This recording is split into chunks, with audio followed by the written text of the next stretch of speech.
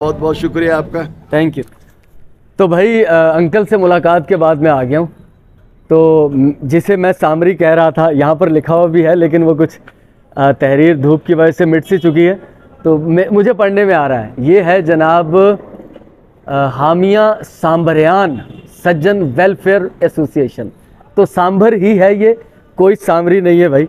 तो अगर आप मेरी तरह गलत समझते थे इसे नाम सामरी, तो सामरी नहीं है, ये सांभरियान से सांभरी है। अब यहाँ सही लिखा होगा, जमात खाना सांभरियान है ना, हुसामिया मदरसा, ठीक है। 1973 में ये कायम हुआ है, काफ़ी पुराना है, 50 साल से ज़्यादा हो गया है।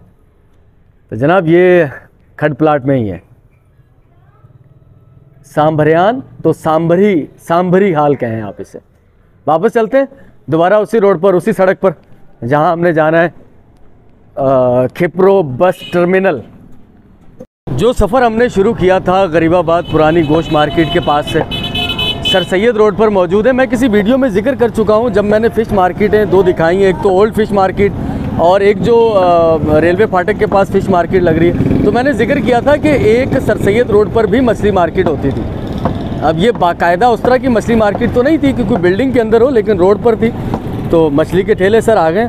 और हमें ये भी अक्सर गलतफहमी रहती है कि सर्दियां हैं तो मछली है, ऐसा नहीं है। मछलियां और महीनों में भी खानी चाहिए, लेकिन सर्दियों में हमारे यहाँ ज़्यादा खाई जाती हैं। सर सर सर सर कौन सी नस्ल है ये?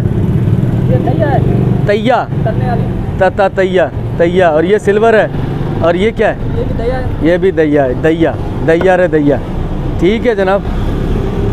आगे कुछ और भी ठेले हैं, ये सर सैयद रोड ही है, आगे रेलवे फाटक आ जाएगा, वही नवाबशाह वाली मीटर गेज वाला। तो मीटर गेज नवाबशाह रेलवे फाटक वाली मछली मार्केट, बड़ी बड़ी मछलियां हैं भाई, छोटे छोटे शहरों में। बड़ी मछली का रेट क्या है सर? इसका क्या रेट है? 550 रुपये। ये कौन सी नस्ल से ताल्लुक़ रखती है? ये कुरड़ा है, कुरड़ा सांगड़ की फार्मिंग वाली। ठीक है, कुरड़ा सांगड़, वहाँ पर काफ़ी फार्मिंग होती है मछलियों की। ये भी कुरड़ा ही है, और इसका रेट भी 500-600 रुपये होगा। 500 रुपये, 550, 600, ज़बरदस्त। 600 रुपये भी है, 400 भी है, 300 भी, और ये छोटी है। इनका रेट यकीनन सस्ता होगा। ठीक है।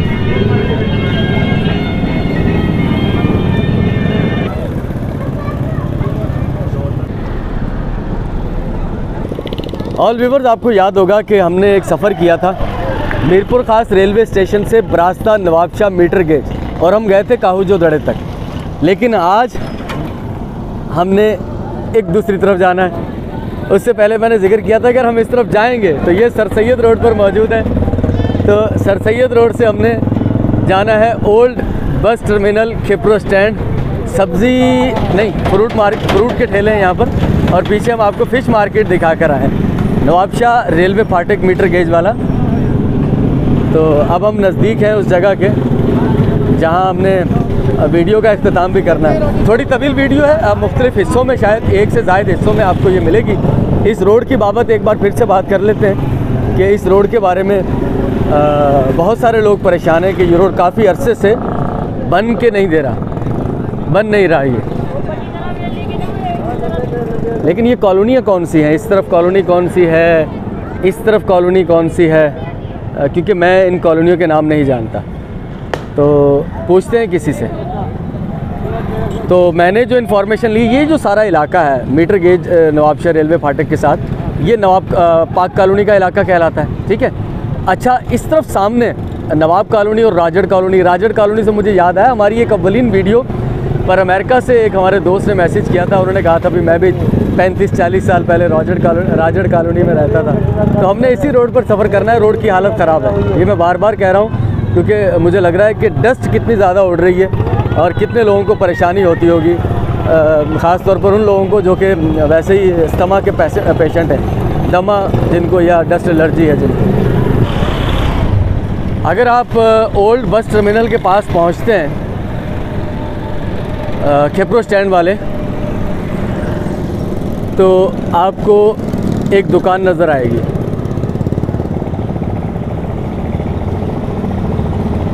Ashrafi brother sweets nimko and bakers.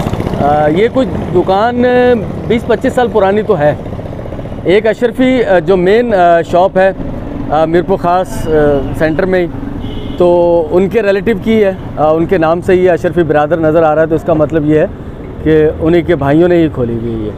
अच्छी मिठाइयों में शुमार होता है ये। 2-3 जो फैमिलीज़ हैं ख़ास तौर पर मिठाई की फील्ड में, रफ़ीक, काका, मुनीर स्वीट जिसे कहते हैं कॉलोनी में, उसके बाद शिमला है, एमडी है, मोहम्मदी स्वीट, और फिर अशरफ। तो अच्छे ब्रांड हैं इनके मिठाई के। दोस्तों मैंने आपको बाहर से दिखाई थी खिप्रो स्टैंड जो ओल्ड बस टर्मिनल है, यहाँ पर आए हैं तो मिठाई की दुकान है। और मेरे पुराने व्यूवर्स को पता है मीठा मुझे खुद ज़ाती तौर पर बहुत पसंद है। तो अशरफी बिरादर ये वही मेन जो अशरफी स्वीट मीट मार्ट है, तो उन्हीं के भाइयों की शॉप है, तो अशरफी बिरादर के नाम से ही तो यहाँ पर ओल्ड बस टर्मिनल खिप्रो स्टैंड पर ये इनकी दुकान है। मैंने कहा सरसरी सा अंदर से भी आपको इसका लुक दिखा दिया जाए। कोल्ड ड्रिंक, फ्रूट, जूसेस और इसके अलावा मिठाई के सारे आइटम, डबल रोटी, तो बिस्किट, निम्को वगैरह, तो हर किस्म की वैरायटी यहाँ मौजूद है। फैसल साहब है ना, फैसल नाम है आपका। फैसल साहब से मुलाकात हुई है, अच्छे आदमी है, कोऑपरेट किया उन्होंने अपना मकसद बताया कि मैंने कहा सर हमारा कोई बुरा मकसद नहीं है, अच्छा मकसद है, मीरपुर ख़ास को दिखाना है, तो उन्होंने परमिशन दी कि आप वीडियो ज़रूर बना लें। तो थैंक यू, बहुत शुक्रिया। बस इतनी सी बात थी और आगे चलते हैं और वीडियोज़ आप हमारी यकीनन देखते रहेंगे। ले चलते हैं आपको आगे। हम पहुंच चुके हैं उस जगह पर जिसके बारे में ज़्यादा डिटेल मैं आपको वहीं पहुंचकर बताने का सोच रहा था। ओल्ड बस टर्मिनल खिप्रो स्टैंड, यहाँ से कहाँ के लिए बसेस चला करती थी सर? मीरपुर ख़ास का मेरा ख्याल है सबसे ज़्यादा मसरूफ़ तरीन बस टर्मिनल यही हुआ करता था।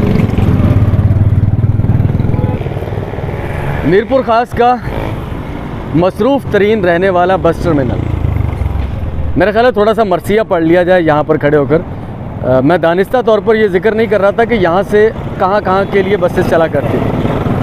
आपका क्या ख्याल है मीरपुर ख़ास से अभी कहाँ के लिए बसेस चलती हैं? कराची के लिए ज़्यादा से ज़्यादा, लेकिन ये वो बस टर्मिनल था जहाँ से सक्खर के लिए आपको बसेस मिलती थी, जहाँ से नवाबशाह के लिए बसेस मिलती थी। सांगड़ के लिए तो खैर अब भी बसेस चलती हैं, लेकिन नवाबशाह और सक्खर के लिए अब बसेस मीरपुर ख़ास से नहीं चलती। तो ये वो बस टर्मिनल है, यहाँ से गवर्नमेंट की bus service SRTC sir, Sindh road transport company sir, वो यहाँ से फंक्शनल होती थी। और मैंने खुद ट्रैवल किया यहाँ से नवाबशाह के लिए उस बस के अंदर, जो कि गवर्नमेंट की बस, बड़ी अच्छी आरामदा बसेस होती थी। इसके साथ ही एक वर्कशॉप भी थी जहाँ SRTC बसों की मुरम्मत मेंटेनेंस हुआ करती थी। लेकिन ये सब कुछ माजी की दास्तान बन के रह चुका है। जहाँ ये सारी चीज़ें आपको दिखाते हुए हमें खुशी होती है कि पुरानी यादें ताज़ा हों, वहीं इस बात का दुख भी बेतहाशा होता है कि हम अपनी पुरानी चीज़ों की और बहुत अहम और बहुत ज़रूरी चीज़ों की हिफाजत नहीं कर पाए। मेरा ख़्याल है जहाँ इसमें बहुत ज़्यादा ब्लेम, बहुत ज़्यादा कसूरवार हमारे इदारे हैं गवर्नमेंट के, सियासी गवर्नमेंट के, वहीं कहीं ना कहीं हम भी थोड़े से रिस्पॉन्सिबल तो हैं। अब वो हम किस तरह से रिस्पॉन्सिबल हैं ये फ़ैसला आप कीजिए। अगर आपको लगता है, नहीं लगता है तो मेरी बात को झूठ जानिएगा कि हम रिस्पॉन्सिबल हैं या नहीं हैं। ज़्यादा पूछेंगे तो इतना सा इशारा तो मैं दे ही सकता हूँ कि इन हुकूमती सियासी जमातों को मुंतखब करने में हमारा भी तो हाथ होता है ना सर। अच्छा, रोड की हम लोग बात कर रहे थे। मैंने बहुत सारे लोगों ने मुझे रास्ते में कहा कि रोड नहीं बन रहा, तो यहाँ एक मेहरबान मिले, उन्होंने मुझे कुछ इन्फॉर्मेशन दी है कि ये रोड अनकरीब बनने वाला है। और प्योर ब्लॉक MNA शमीम आरा पावर है यहाँ मीरपुर ख़ास में, तो उनकी कोई स्कीम है ये कि रोड, ख़ास तौर पे वीडियो देखने वालों के लिए खुशखबरी है जो मुझे इतला पहुँची है। अल्लाह करे कि ये इस पर हो जाए काम और ये बन जाए, तो फिर आप समझ जाइएगा कि सबसे पहले मैंने आपको ये खबर ब्रेक की है कि ये रोड अनकरीब बनने वाला है। चले जी, ज़रा दिखाते हैं आपको अंदर से भी।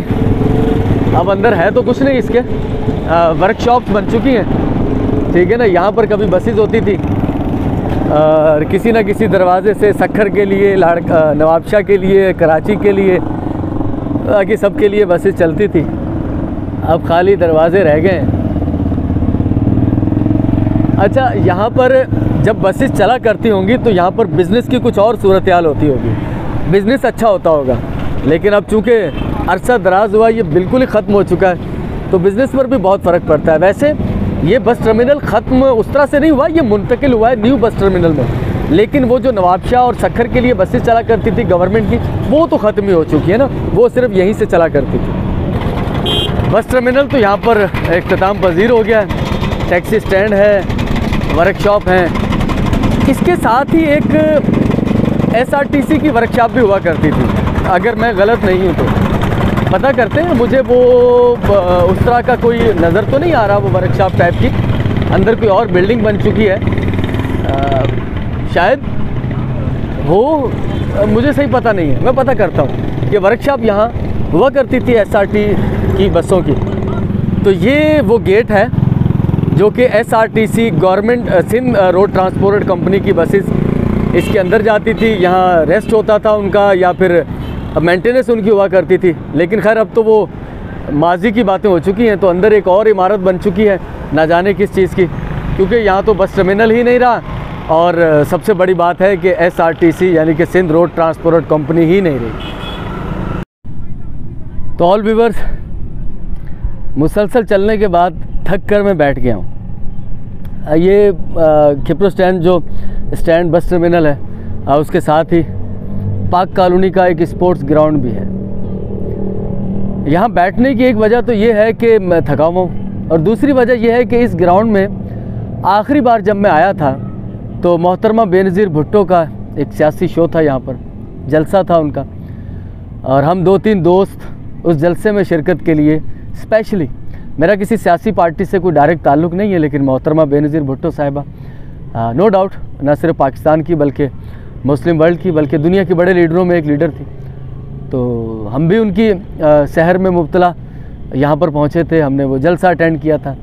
हालत ख़राब है ग्राउंड की, बस टर्मिनल तो वैसे ही ख़त्म हो गया, वो तो ख़त्म होना ही था, खैर न्यू बन गया, लेकिन उसका कोई और पर्पज़ के लिए अच्छा इस्तेमाल नहीं हो पाया। ये वीडियो जो मैंने गरीबाबाद से गोश्त मार्केट, अकरम सुल्तान, वहाँ से शुरू की, अब पता नहीं ये कितने हिस्सों में आप तक पहुँचेगी, लेकिन ये बहरहाल पहुँच जाएगी आप तक। दिखा देता हूँ मैं आपको पाक कॉलोनी वाला ये ग्राउंड भी, और आपसे इजाज़त लेनी है। इसके बाद जो नेक्स्ट मुझे आज ही विज़िट कर लेना, लेकिन हो सकता है वीडियो वो 1 दिन के 2 दिन के बाद आप देख पाएँ। एलिमेंट्री कॉलेज है, क्या होता है यहाँ पर, एलिमेंट्री कॉलेज में किस किस्म की तालीम दी जाती है, कौन से बच्चे पढ़ते हैं सर, ये सब दिखाएंगे आपको।